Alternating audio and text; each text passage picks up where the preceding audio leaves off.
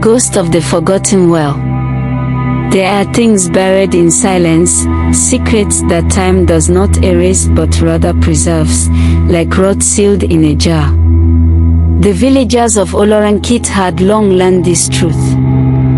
They did not whisper about the well, they avoided even thinking of it. To remember was to invite its return.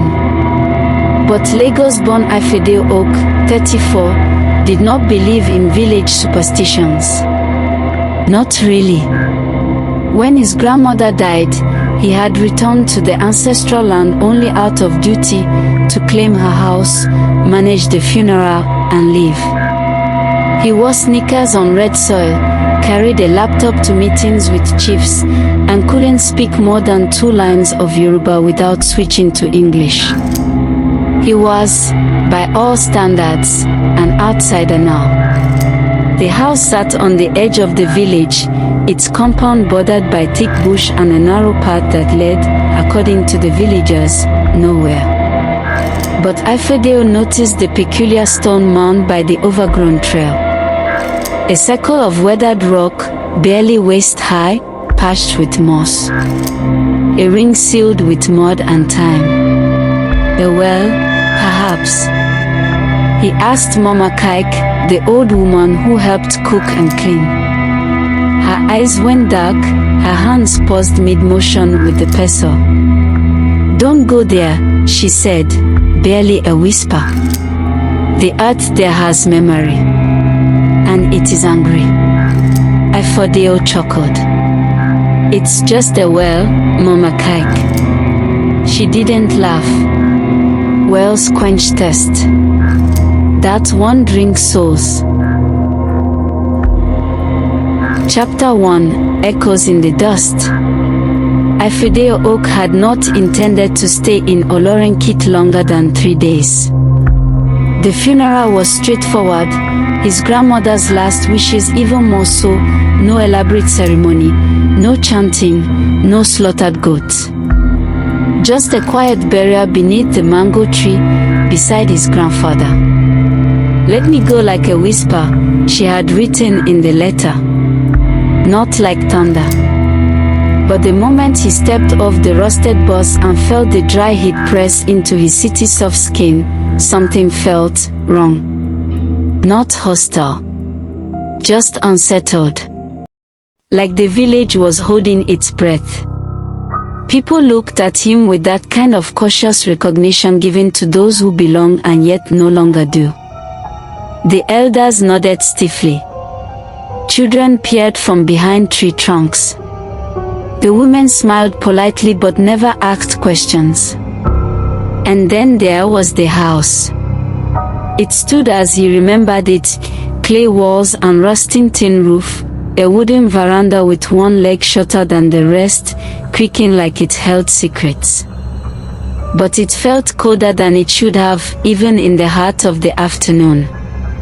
The air was stale, like no one had opened a window in years, though he knew Mama still lived there until last week. The first night, he woke to whispers. At first, he thought it was the wind. Then he thought it was rats. But the sound was rhythmic, soft syllables spoken in a language older than the village. He pressed his ear to the wall. Silence. But when he lay back down, the whispers returned, this time from the floor beneath his bed. By morning, the memory of it felt absurd. He hired a motorcyclist from the next village to bring a small generator. There was no reliable electricity, and the mobile reception vanished after sunset.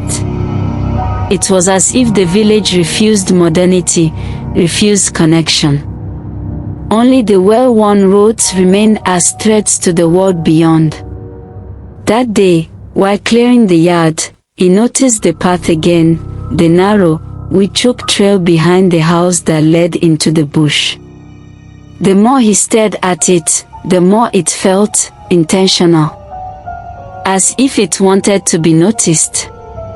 And at the end of it, maybe 50 meters in, he could see it. The low ring of stone. just tall enough to be seen from the porch. Unmoving. Waiting. He mentioned it to Mama Kike while she was stirring oji on the kerosene stove. "Don't ask about that well," she said again, firm this time. Her voice carried the weight of long-held fear. "It is not just forgotten. It was sealed." "Why? What's in it?" Her hands stilled. She didn't look up. "Not what?" "Who?" Ifedayo laughed, hoping to ease the tension. "You know I studied engineering in the UK, right? Spirits and ghosts aren't exactly part of the curriculum." She looked at him then, her eyes as sharp as cut stone. Even a mechanic respects a snake he doesn't believe in. That night, he stood at the edge of the path, flashlight in hand. The wind had stopped. The crickets had fallen silent. The night was holding its breath. He didn't plan to go far. Just close enough to prove it was just stone and mud. Just a relic of some pre-colonial superstition. But the deeper he walked, the quieter the world became. And then, he was there. The well was smaller than he expected. Stones crumbling at the edges, vines curled around its base. No pulley. No bucket. Just a flat, dry circle covered by a thick slab of earth and mud. At its center, a crack. Thin, like a vein. He crouched. The air here was colder. Not breeze, just cold. And then, he heard it. A faint sound, from within the well. Not water. Breathing. Slow. Deep. Like something sleeping beneath the earth. I hope you are enjoying the story. Kindly like, comment, subscribe and turn on the notification bell for updates on our latest stories. Connor will help us with what happened in the next chapter. Over to you, Connor. Thank you, Amoka. Chapter 2, The Names of the Dead. Ifedayo stumbled back from the well, heart thundering in his chest. The sound was faint, yes, but unmistakable. Slow, measured breaths rising from beneath sealed earth. He waited, breath held, trying to catch it again. But the silence that followed was too thick, too final. He turned and walked briskly back toward the house, flashlight beam trembling in his hand. By the time he reached the porch, his shirt clung to him with sweat, and his palms were shaking. He didn't sleep that night. He lay in the living room on the old cane chair, watching shadows move across the walls, listening for the breathing. But it did not follow him. The next morning, he walked to the village square. He was determined to ask someone, anyone, about the well. But the moment he brought it up to Baba Adekono, the village secretary, the old man's face soured. "You should leave it alone," he said, not unkindly. "There's a reason even goats don't graze near that path." "But why?" Ifedayo pressed. "You all act like it's cursed, but no one wants to say what happened." Baba Adekono hesitated, glancing around to make sure no one was listening. Then he leaned in close. "It was called the Well of Sacrifice, Kangaoro," he said. "It is where they buried the first king of this village. Alive." Ifedayo blinked. "Alive? The people believed he had become a god, that his body would nourish the land. But some say he screamed until the dirt silenced him. And the breathing. There have always been whispers of the Aje-Oja, the spirits that guard him. Some say they are the angry dead. Others believe they were the lawyer. But those who disturb the well, they do not stay themselves for long. Ifedayo frowned. That sounds like folklore. Maybe it is, Baba said with a shrug. But even stories carry memory. And memory is a dangerous thing when left buried. That afternoon, Ifedayo found a small journal tucked behind a panel in his grandmother's wardrobe. The leather was cracked, the pages yellowed and stiff. The first entry was dated June 3, 1997, his 5th birthday. He asked me about the part again. I told him it was nothing. Just bush. But he sees the way the chickens avoid it. He feels what we all feel. The entries grew darker as the months passed. The dreams are stronger. Last night, I saw Joel. His eyes were hollow. He kept saying, "You sealed us. You forgot our names." I don't know what I did wrong. Something is waking in the earth. I hear it at night. It speaks without words. I've begun sleeping with salt by the doors. I fear for the boy. He's like his mother. Curious. Bold. But the well is never satisfied. It watches him too. Ifedayo closed the journal with trembling hands. A headache bloomed behind his eyes. That night, he dreamed of the well. But it was no longer covered. In the dream, it yawned open like a mouth, filled not with water but with faces, twisting, silent, as if drowning in dry air. They stared up at him, lips moving in unison. When he leaned in closer, they spoke a single phrase. Return the names. He woke at dawn, cold sweat soaking his chest. His breath fogged the morning air, though it was warm outside. Something shifted in the house, he heard it.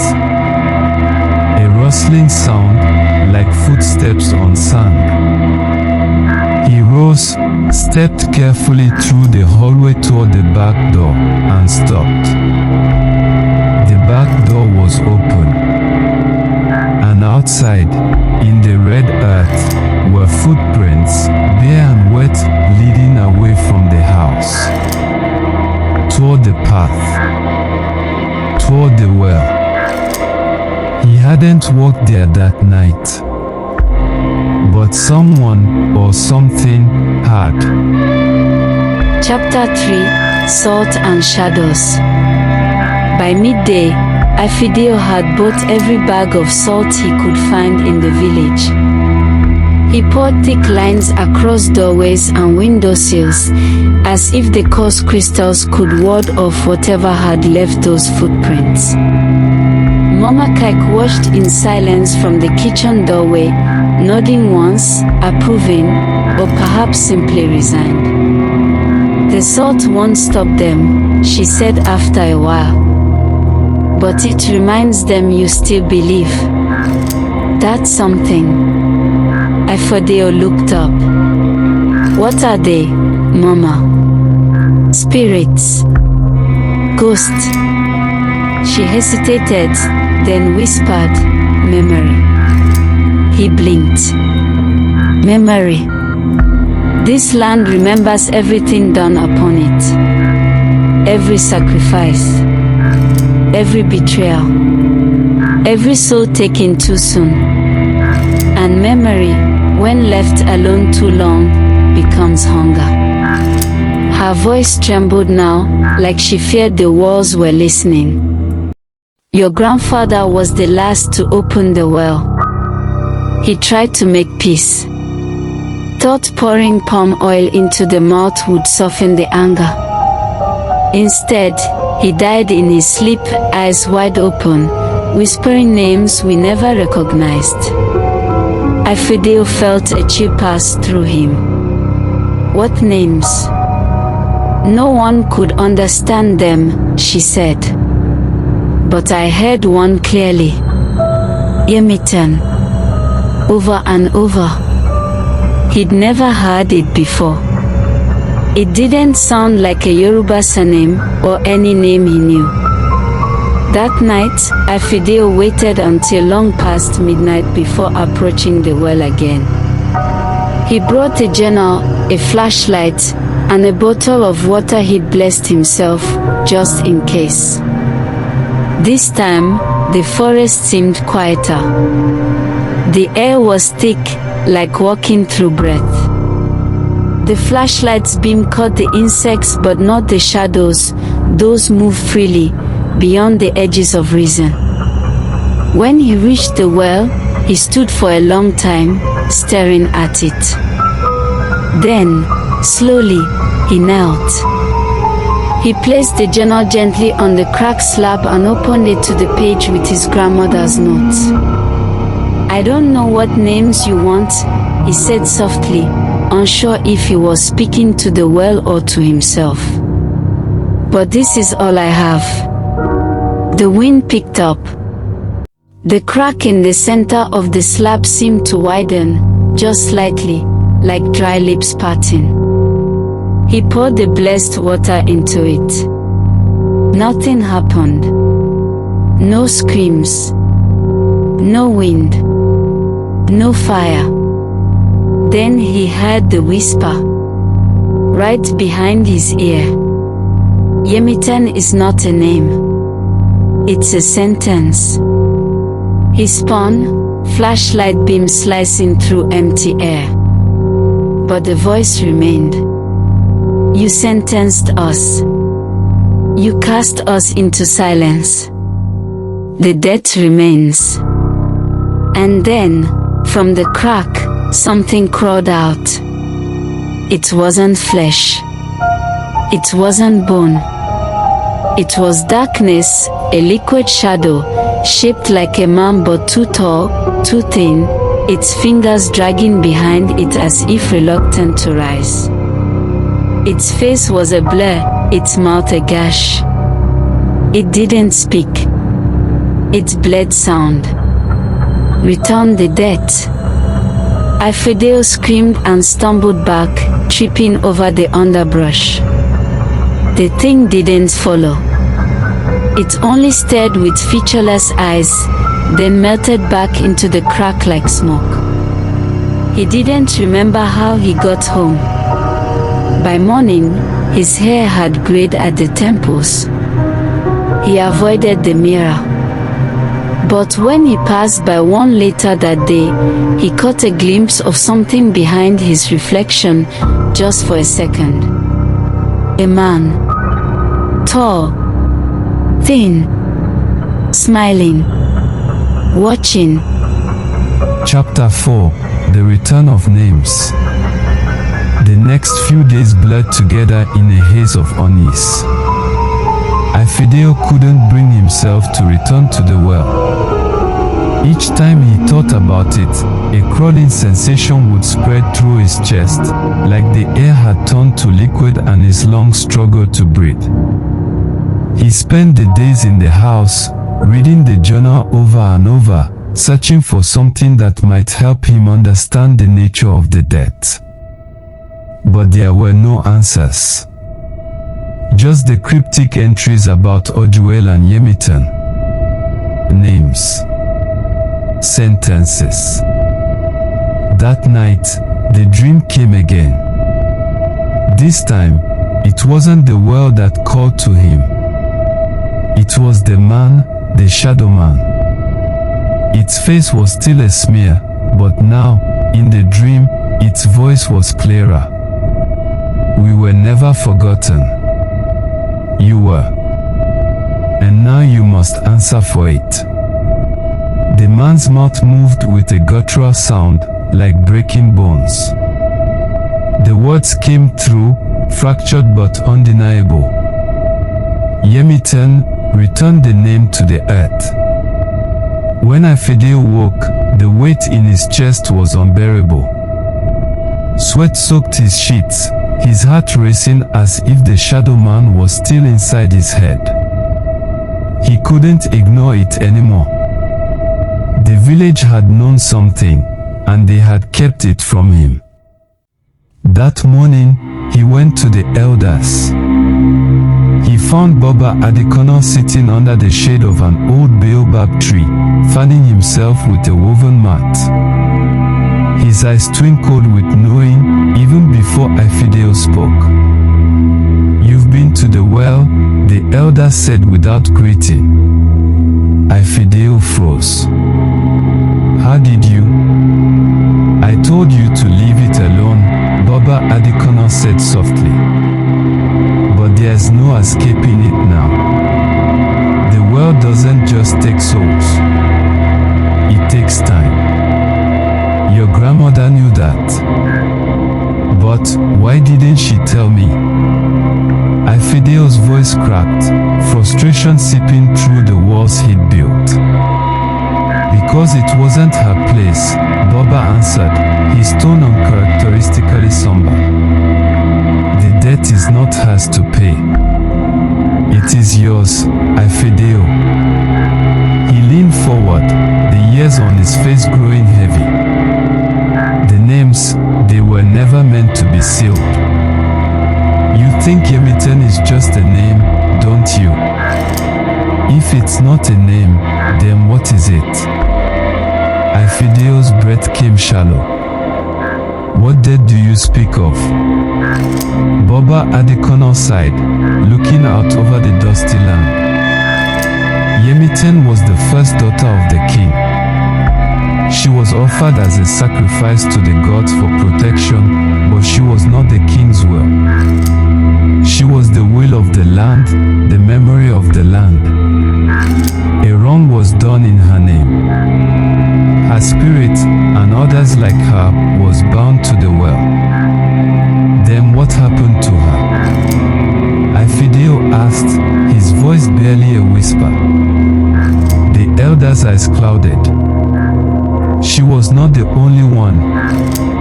The well was meant to be a sanctuary, but they twisted it, used it for their own gain. It became a grave, a prison. Yemiten's spirit was trapped there, and now it seeks release. Ifedayo swallowed hard. And the man I saw, the shadow, that, Baba said gravely, is a shadow of Yemiten's anger. The debt she demands cannot be repaid by anything less than the earth remembering her name again. Your grandmother was wise enough to know this, but you are her bloodline. You are the one she needs to release her. That night, Ifedayo went back to the well. He didn't know what he was expecting. He had no real answers, no rituals, nothing that could possibly appease the spirits that had tormented him. But if there was any chance of stopping the darkness from consuming him, he had to try. As he stood in front of the well, the air seemed heavier. The breeze had died again. The earth felt too quiet. The space around him seemed to compress, as if the land itself was holding its breath. Ifedayo knelt again, this time with the journal in his hands. He opened it to the final entry. I have learned that the names must be spoken. The dead do not speak for us. we speak for them. The world will no longer take what it has been given, but only if the names are remembered aloud. He read the words aloud, his voice breaking the thick silence around him. Yemitan. A gust of wind rushed through the trees. The well seemed to groan. Ifedayo Oak, son of Aje-Oja, descendant of Yemitan. There was a sharp, horrible crack from within the well. And then, the earth trembled. The air filled with a low hum, almost like a voice, but not quite. And just as quickly as it had begun, it stopped. The ground was still, but the well was no longer silent. Chapter 5: The Awakening. The wind stopped. The earth settled. But the air around Ifedayo remained thick, oppressive. His heart pounded in his chest, and his palms were clammy. He had spoken the names Yemitan, Aje-Oja, but the land wasn't finished with him yet. He waited. And then, in the silence, he heard it. A voice, faint, but unmistakable. "Return me." He spun around, the flashlight beam trembling. It was no longer directed at the well, but somewhere deeper in the forest, beyond the trees. The voice, no, the presence, was moving. He felt it. It was pulling him. He tried to fight it, to turn and run, but his legs felt heavy, like they were filled with sand. The ground seemed to shift beneath his feet, drawing him closer. Ifedayo stumbled forward. It was the shadows. They were not just shadows anymore. They had shape, they had substance, dark, serpentine shapes slithering through the air like smoke. He felt them, cold and moist, brushing against his skin as they crept toward him. The whispers filled his ears. "Return what is mine. Remember what was lost." He forced his legs to move, his breath ragged, but it was useless. The shadows closed in on him, their forms twisting into grotesque figures, half human and half beast. Faces, those same twisted faces he had seen in his dreams, floated before him, their eyes wide with agony. Yemitan. Yemitan. Yemitan. The name echoed in his mind. It was not just a name. It was a curse. It was a sentence. "You sealed me. You forgot me." Ifedayo collapsed to his knees, clutching his head, the pressure in his skull building to unbearable heights. His pulse hammered in his ears. Every breath was a struggle. The ground seemed to churn beneath him, and suddenly, there was a cold hand on his shoulder. He spun around. The man, the tall, thin figure, stood before him, its face still a void of nothingness. But this time, it was different. It was Yemitan's anger. Her rage had taken form. And now, it was not just one shadow, it was many, swelling around him. "You are the one. The bloodline. The one who must release me." The voice was now both a whisper and a roar, reverberating in his bones. Ifedayo looked into the featureless face, his body trembling, his mouth dry. I don't know how." His voice cracked, desperation seeping through his words. The shadows circled around him, and he felt the weight of their gaze. Then, suddenly, the air grew still again. The tall figure raised a hand, and from the cracks in the earth, more voices emerged, low, distant, sorrowful. It was as if the entire land had woken. A great, collective sorrow filled the space, like a song sung by the forgotten dead. Speak the names. The words echoed from every direction. It was no longer a whisper. It was a command.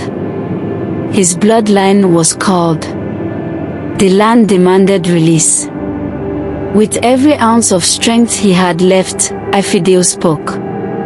Yemitan. The shadows stilled, and the darkness grew deeper. Aje-Oja. A rumble filled the air. The land was shaking, the trees groaning, the very earth bending under the weight of the names being spoken aloud. But this time, as Ifedayo spoke, something shifted. The shadow man, Yemitan's fury, did not recoil. It paused. And then, a voice rang out from the depths of the well, clear, strong, full of life. It is enough. The shadows trembled, their shapes flickering like flames, and then, as quickly as they had come, they began to fade. The man, Yemitan, slowly dissolved into smoke. His face, once a blur, slowly became clear. And there, for just a moment, Ifedayo saw her, a woman, tall, regal, her face serene but filled with ancient sorrow. Her lips moved. She smiled. Thank you. Then she, too, was gone. The shadows dispersed into the earth. The land, once riding with anger, was calm again. Ifedayo sat there, gasping for breath, his hands trembling. The oppressive air had lifted. The world had returned to normal. But had it? By dawn, the well was sealed again. The stones, long cracked and crumbling, were whole once more. The path to the well was overgrown with vines, almost as if the land itself had decided to erase it from memory once and for all. Ifedayo returned to the house, feeling like a different man. His legs were stiff, his mind fogged by the overwhelming weight of the events that had just transpired. He had lived through the unthinkable, but now, with the well sealed and the spirits returned to rest, there was no more need to run. He had answered the call. But deep down, something stirred in him. A pull. A connection to the land, to the ancestors. The well was gone, but the debt, it had been paid. For now. Ifedayo stood at the doorway, staring out at the land that had once seemed so foreign to him. The dust had settled, and the morning sun broke through the trees. It was over. But the land would remember. Always. And so would he. Over to you. Do you believe in ghosts? Leave your thoughts in the comment section. Please kindly like, comment, share and subscribe to our channel for more engaging stories. Thanks for watching.